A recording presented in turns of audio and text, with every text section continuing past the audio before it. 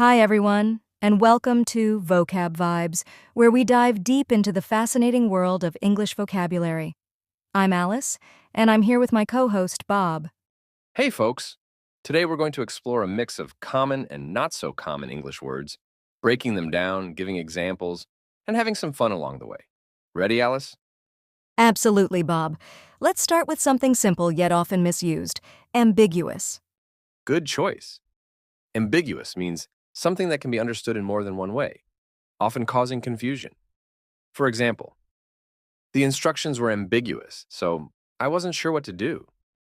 Right. It's a handy word when you want to describe something that isn't clear. Another word that comes to mind is acrimonious. Ooh, that's a great one. Acrimonious refers to something that is bitter and angry, especially a debate or dispute. For instance, the divorce was acrimonious, with both parties refusing to compromise. Speaking of disputes, let's talk about belligerent. This word describes someone who is hostile and aggressive. You might say, the belligerent customer demanded a refund in a very rude manner. Definitely a word you don't want used to describe you. Moving on to something more positive, how about benevolent? Benevolent is a wonderful word. It means well-meaning and kindly. For example, the benevolent donor contributed a large sum to the charity. It's always good to be benevolent. Now let's switch gears to a more neutral term candid. This means being truthful and straightforward. An example could be she gave a candid interview about her experience in the industry. I love how candid implies honesty without being harsh. Another interesting word is capricious. It means given to sudden changes of mood or behavior. For instance, the weather here is so capricious, it's sunny one moment and raining the next. That's a perfect description of unpredictable weather. Speaking of unpredictability, discombobulated is a fun word. It means confused and disoriented. For example, after the long flight, I felt completely discombobulated. Discombobulated is such a delightful word to say. Here's another one, ebullient. It means cheerful and full of energy. You could say, her ebullient personality makes her the life of the party. That's a great word for someone who's always upbeat. Let's look at facetious next. This means treating serious issues with deliberately inappropriate humor. For example, his facetious remarks during the meeting were not appreciated by the boss. It's important to know when being facetious is appropriate. Now, garrulous is a word that describes someone who talks a lot, often about trivial matters. For instance, the garrulous old man told stories for hours. Yes, we all know someone who's a bit garrulous. Moving on to hapless. This word means unlucky. You might say, the hapless traveler lost his wallet and missed his flight. Hapless really captures the essence of bad luck. Here's another intriguing word, iconoclast. It refers to someone who attacks or criticizes cherished beliefs or institutions. For example, the artist was an iconoclast, challenging traditional notions of art. That's a powerful word. Let's talk about juxtapose next. This means to place two things side by side for comparison. For instance, the documentary juxtaposed the lives of the rich and the poor in the city. Juxtaposition can really highlight contrasts effectively. How about kudos? It's a word that means praise for an achievement. For example, kudos to you for finishing the marathon. A great word for giving credit where it's due. Another interesting one is lugubrious. It means looking or sounding sad and dismal. For instance, his lugubrious expression made everyone feel concerned. Lugubrious perfectly describes a melancholic mood. Let's brighten things up with mirth. This word means amusement, especially as expressed in laughter. You could say, the children's mirth was infectious during the holiday party. Laughter is always a good thing. Now, nefarious is a word that means wicked or criminal. For example, the villain's nefarious plot was thwarted by the hero. Nefarious definitely has a sinister ring to it. How about obfuscate? It means to make something unclear or difficult to understand. For instance, the politician's speech seemed designed to obfuscate the real issues. A very useful word in discussions about clarity. Another one is perfunctory. It means carried out with minimum effort or reflection. You might say, her perfunctory nod indicated that she wasn't really listening. Perfunctory is perfect for describing half-hearted actions. Let's talk about quixotic now.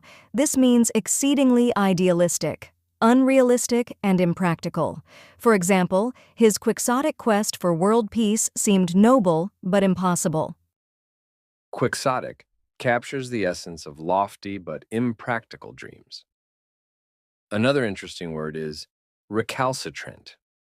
It means having an obstinately uncooperative attitude. For example, the recalcitrant student refused to follow the rules. Definitely a challenge for teachers. Speaking of challenges, supercilious is a word that means behaving as though one is superior to others. For instance, her supercilious attitude made her unpopular among her peers. No one likes a supercilious person. Let's move on to trepidation. This word means a feeling of fear or agitation about something that may happen. For example, she felt a sense of trepidation before her big presentation. Trepidation is something we all experience at times. Here's another word, ubiquitous. It means present, appearing, or found everywhere. For instance, smartphones have become ubiquitous in today's society. Indeed, they're everywhere. Another word that comes to mind is vex. It means to make someone feel annoyed or worried. For example, his constant complaining began to vex his coworkers. Vexing someone is never a good idea. How about wistful? It means having or showing a feeling of vague or regretful longing. For example, she gave a wistful smile as she reminisced about her childhood. Wistful captures that nostalgic feeling perfectly. Let's talk about xenophobia next. It means dislike of or prejudice against people from other countries. For instance, xenophobia can lead to harmful social divisions. It's an important word for discussing social issues. Now, yoke. This word means to join together or to burden. You could say, the farmers yoked the oxen to plow the field, or she felt yoked by the heavy responsibilities. Yoke has both literal and metaphorical uses. Finally, let's end with zealous. It means having or showing great energy or enthusiasm in pursuit of a cause or objective. For example, the zealous activist worked tirelessly for the environment. Zealous is a great word to describe passionate people. Well, that's all the time we have for today's episode of Vocab Vibes. We hope you enjoyed learning these new words and can find ways to incorporate them into your daily conversations. Thanks for joining us. Keep expanding your vocabulary, and we'll see you next time on Vocab Vibes. Bye for now. Examples using the simple present, simple past, and simple future tenses. Simple present tense. I walk to school every day. She reads a book every evening. They play soccer on weekends. He drinks coffee in the morning. We study English together. Simple past tense. 6. I walked to school yesterday. She read a book last night. They played soccer. Last Saturday. He drank coffee this morning. We studied English last week. Simple future tense. 11. I will walk to school tomorrow. She will read a book tonight. They will play soccer next weekend. He will drink coffee in the morning. We will study English next Monday. Additional examples. Simple present tense. 16. The sun rises in the east. She cooks dinner every night. Simple past tense. 18. The sun set an hour ago. She cooked dinner last night. Simple future tense. 20. The sun will rise at 6 a.m. tomorrow. She will cook dinner tomorrow night. Bye, everyone.